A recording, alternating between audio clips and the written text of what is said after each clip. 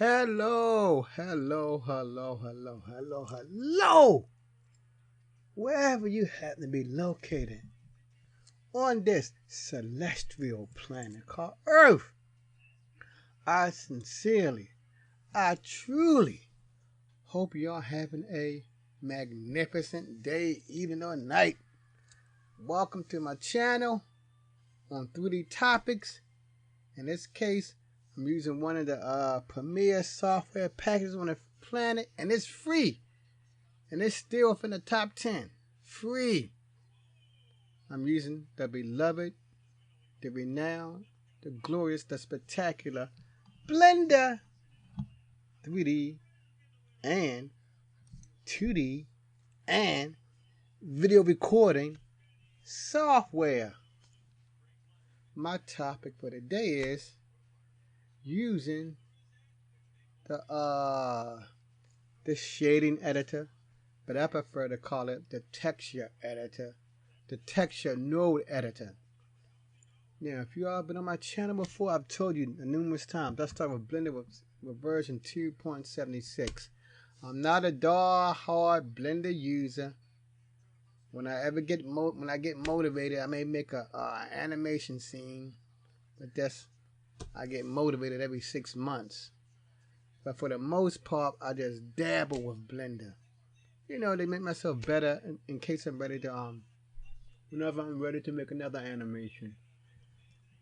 Like I said, I was with Blender since version 2.76. That was from when I did my research. That was like 6 years ago. In computer terms, in computer terminology, that's an eternity. But I never, ever got in the habit of using those. Now, I have some knowledge of the compositor. I know what the compositor used for. It's to give your final render a little pop, a little sizzle, a little bit of jazz. Recently, finally, I've gotten to the texture editor. I never knew what it was used for, but now I know. The texture editor, if you didn't know, is when you want to make your own textures. For the most part, what I'm going to cover, usually in Blender, when we want a texture, we find a texture on one of them free websites, save it on our computer, and upload it into Blender. But the node editor, or the texture editor, or the shader, whatever you want to call it, I know what the shading part for is like to give it those, like the glassy, the glossy. But first you need a texture. So I said texture editor. The texture editor is when you want to make your own texture. So sad to say, to get to that level, you have to know the texture editor or the texture node editor like the back of your hand. Like you know your address or your phone number. And that's what turned me off. Even now. Because the node editor is based on scientific principles. It is. But it's an art form behind it. To move those nodes around is like an art form. And if you notice, when you're blending math and art together, it's a little bit of tension. When you mix art and math together, for instance, the architectural people, they blend math and art together, but it takes a lot of time to make those particular buildings and those particular artifacts, and that's what the node editor is. You gotta learn all the nodes, but it takes time. But anyway, I'm gonna give a little preview of the difference, strengths and weaknesses between the node editor and the UV editor. Remember, the UV editor is when you want to bring in someone else's creation. The texture node editor is when you making it yourself. So let me start right now. First, I will go with the UV editor. Click on UV. I already added my own thing to it, so I'm gonna go through the motions. I'm gonna delete I'm gonna delete my stuff. I want to delete this. But anyway, I'll go through the motions again. So first, I want to click on New. I'll call it Grid 2. I want to give it a UV generated, so I click on OK. There, that's what I'm gonna use. Now I want to put this on my my object, on my mesh, or my simulated wall. So I'll go up here, move some of these. I click on my viewport shading. As you can see, it's not there. Nothing there. So, and like you see for the UV editing, it's a lot of steps. It's a lot of steps. There's not so many steps with the texture node editor. I click on new. I click on base. I choose image texture. Now I go back to where it says new and open, where you see my mouse at. I click on the down arrow by the little mountain and the little moon. Click on that. I want to choose grid 2. So we know good. It's working. There's my grid. Alright. Now I want to make sure I'm in edit mode. I'm in edit mode. Good. I got my figure my mesh highlighted. I want to hit U. I want to just choose unwrap. A normal, run-of-the-mill unwrap. I'm not doing nothing special. Now, I want to add a new image to it. New. I want to go to picture, my picture folder. I want to choose wall. Let me look down. White wall. Okay, see, there it is. Now I have to go back over here to my button and choose white wall. Good, so that's it. So I'm gonna hit Control B. That's it for the UV editor. It's right there. As you can see, in its default mode, I can't do nothing to it. But I could go back. I can highlight all my UV grid, and I can rotate it. As you see over to the right, you see my picture. Let me zoom in some more so you can see it. As you see, when I rotate it, it is rotating. When I scale it, you see it is scaling larger. I'm going to scale it smaller, you see. And that's basically it for the UV editor. Now, let's move on to the shading, or as I like to call it, the texture node editor, because it's basically dealing with textures. Texture. Oh, so I have to go back to UV editing because I have to take off my textures. So I want to click on, well, I can go up here, go back to object mode, and I just can delete my material or texture. Now let's go back to shading. Back in shading, you see it's white. Now I'm going to click on new. I could either click on the new right here where my mouse is, or I can click on the new in the standard, the standard icon list bar right here. If I click on new here, you see I still get my principal shader. The principal shader. Now, I want to add some things to this. Now, this is the part that turned me off from years, but luckily for me, I've been studying some videos on it from Udemy.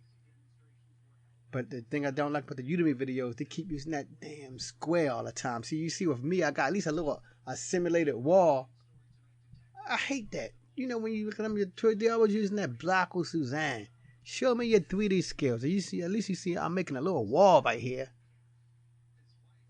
Alright, so I got my wall. So I want to add some inputs. I want to add, this is the most important one when you're dealing with your this texture coordinate node right here. Another node I want to add in there is my vector. I'm going to use my mapping node. This just control the orientation of the the bricks that I'm going to lay on here, or the images that's going to lay on top of the mesh. And last, and here's the most important part, I want to add a texture. And I want to choose the one called brick, since I'm trying to simulate a brick wall. Wait, what happened? Okay, there's my map. So I want to add a texture. I want to add the one called brick. You know, I'm just keeping it simple, people. I'm going to hit Control B so I can get it large. Uh-oh, I can zoom out some. But I can see the words a lot more better. Now, right now, I want to choose on object, on my texture coordinate object, and connect it to a vector. For vector on the map, I'm just going to connect it to a vector here. Color. Hit Control B and let's see what we got. And there we go, some bricks. And you see the bricks here, except for the side right here. And this dark area right here. I don't know why it's dark, but hey, I'm just going to go on with the video. Oh, I know why it's dark, but I'm not going to worry about it. You see, the bricks, they look more, at least they look more deeper. They're not faded out. And you know, I'm just showing you basic uses of it. So, like I said, I'm making my own texture. Now, from here, I can manipulate. I can make it more bumpy. I can make it more realistic. That's the beauty of using this, which I will get better in time. So, the thing I like about it too, if I don't like, let me zoom in as much as I can. I only need to pay attention to, I just need my texture coordinates and my mapping. Oh, and for mapping, let me get this set up already. You see the bricks, they're not facing a normal direction. So I can come right down here to rotation. See right here, rotation. I'm going to rotate it around. Let's see what happens. You see it's rotating. Now both ugly sides there, but we can even fix that in this. Now that's what I did like about the UV. The UV, it is, since it's flat, all the sides had the material, but since I'm in this UV, I'm in this texture node, it's more unique. So we have to experiment. So let me take it off of here. I'm gonna try generate it. You see but I do like the bricks look more intense, but I don't like how the sides look. So let's keep experimenting. I'm gonna try normal. Normal gave us nothing. I know why, but we don't need to worry about that now. I'm going to UV.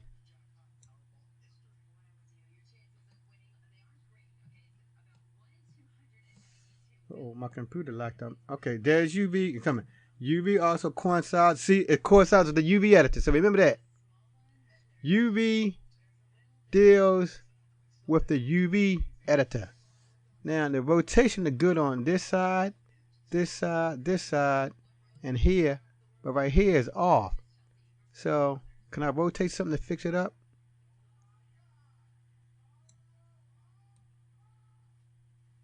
Oh. See if I fix that. See, it threw it off. So hey, you just gotta keep playing around with this stuff.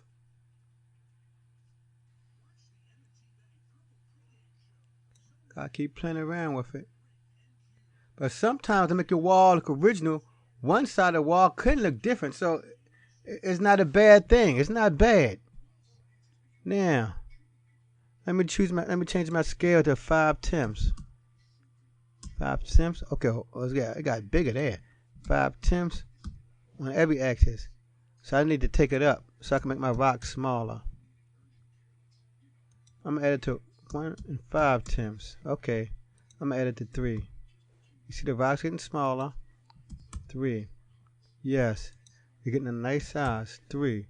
So we see how the rocks look. So compared to the UV editor, here in the node editor, you do have a lot more control. Let me try some more of these options. I did object already. Let me try and see what camera look like. Okay, camera. It does this one. Okay, let me see. It looks good for all of them. Let me see. Yeah. Let me do this. Okay, I'm gonna make the number smaller because they look so tiny. It may be hard for y'all to see this. I'm putting everything back to 1. I should put it to 5/10 so you can see it even better. 5/10. 5/10. 5/10. Okay. Now let me rotate it now. Let's see how I look now. Rotate it now. So every side looks now. See, like I said, it's more intense. Every side looks consistent when I use that one. See, that's the brutality of these nodes. I gotta keep studying them so I can become an expert. And this is, if you was making a low poly scene, this will work out well. Let me just try some more. I did vector and camera. I'm gonna do vector, oops, and window. Okay, nothing happened. And my computer locked up too. Oh, that's okay. Whoa, that looks. Oh, it looks massive. Let me make it. How would happen if I do this? Okay, I gotta make it larger here. So I'm gonna make it 4/110. Okay, 4/110. They got that weird effect, but sometimes, like I said, you may want that weird effect on your walls. That weird effect. And let me take it off of this. And we do the last one, reflection. Vector. Let's see what happens. Oh, because it's really not giving off. Okay, that looks even more. See, but look at that. Like I said, it looks unique. Strange. You see the power. And sometimes you may want to have your bricks looking like this. You may want to. So you see the power of the UV editor, and I apply it to a real simple simulated object, not just a dumb cube to a wall. But we see the power of it. You can use that same design in your building. So thank you for stopping by to learn that the texture nodes or the shading nodes, all they are is when you're making your own texture. Your texture. You're not getting the texture from Lewis down the street. You're not getting the textures from Jane. You don't have to pay them any money for their textures. Just study the UV editor like I will, and you will make your own textures. I didn't add no color to it too. I can add some color. Let me add some color to this. See, look at that. I couldn't do that in the UV editor. I could not add any color. See, look at that. More that's black. Let me see if I can make it lighter. Look at that. I could not do that in the you definitely can't affect no colors in the UV editor. You know that. You deal with that image and that's it. We see right here how powerful the texture node editor can be. How? Look at that. Look at that.